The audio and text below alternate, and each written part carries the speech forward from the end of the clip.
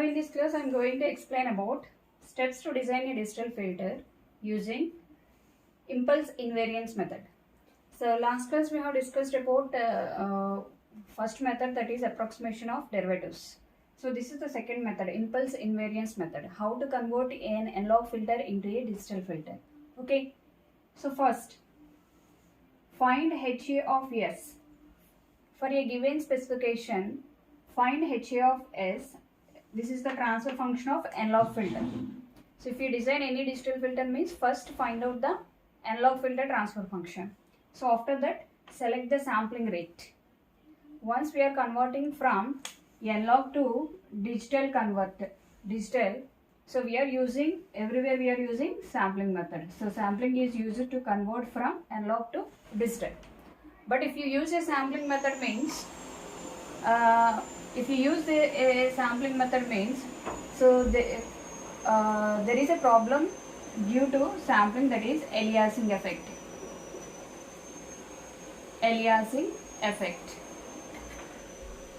So in impulse invariance method, there is an aliasing effect.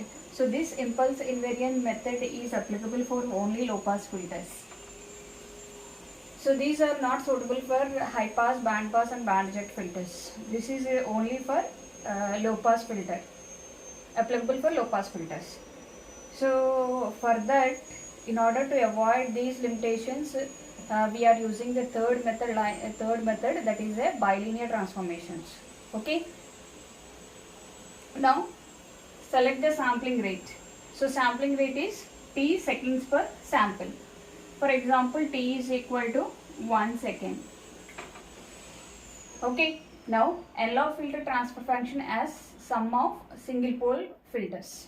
So by using poles, we have to find out the transfer function HA of S is equal to Ck by summation k is equal to 1 to n Ck by S minus Pk. Okay.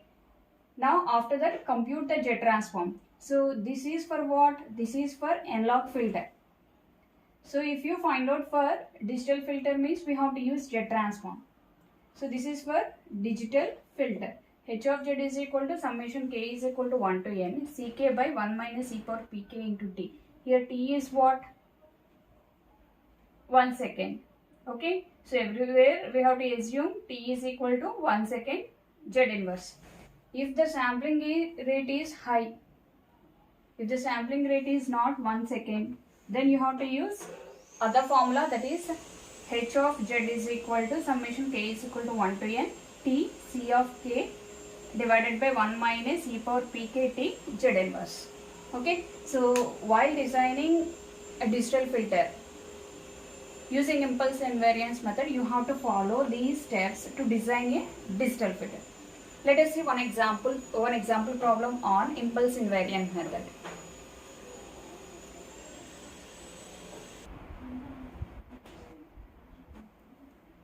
Now let us see one example problem on design of digital filters using impulse invariance method. So the problem is for the analog filter transfer function. First given data is what? Analog filter transfer function H of S is equal to 2 by S plus 1 into S plus 2. So determine H of Z. Okay. If you determine H of Z, means what? The analog filter which is converted into a digital form. H of Z is nothing but a Z transform using impulse invariance method. Here the sampling interval is t is equal to 1 second. Okay, so we have to assume a sampling rate t is equal to 1 second. Okay, so now, so the given data is H of S is equal to 2 by S plus 1 into S plus 2. So using partial fraction method, okay, H of S is equal to A by S plus 1 plus B by S plus 2. Find out A and B values. So we are getting A is equal to 2 and B is equal to minus 2. So after getting A and B values, what is H of S? 2 by S plus 1 minus 2 by S plus 2.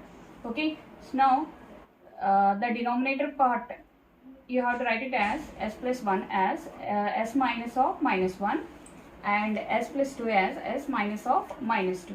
Okay. So by using impulse invariance method, so we are finding transfer function. First point is what?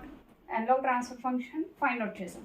second step is what? Using impulse invariance method. So in impulse invariance method lo h of s. So this is for what? Analog filter. Okay. So h of z means what? This is for digital filter. Okay. In this s plus p suffix k, which is transformed to 1 minus e power pkt z inverse. Now, so in the question there are two poles. P1 is equal to -1, P2 is equal to -2, and T is equal to what? 1 second.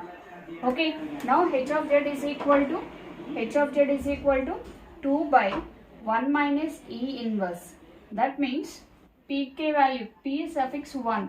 What is the value? -1, and t is what? 1. E power -1 z inverse minus second pole is what? 2. Sorry, here b is what? 2. 1 minus e power minus p2 value is what? -2. -2 into t. T value is what? 1. -1. Okay. So now 2 by 1 minus 1 by e value is 0.3678 z inverse minus 2 by 1 minus 0.1353 z inverse. Okay. So LCM. LCM for these two, you are getting 1 minus 0.503 z inverse plus 0.04976 z power -2. Okay. So this is the h of z. That means the analog filter transfer function, the analog filter which is converted into a digital filter. H of s which is converted into h of z.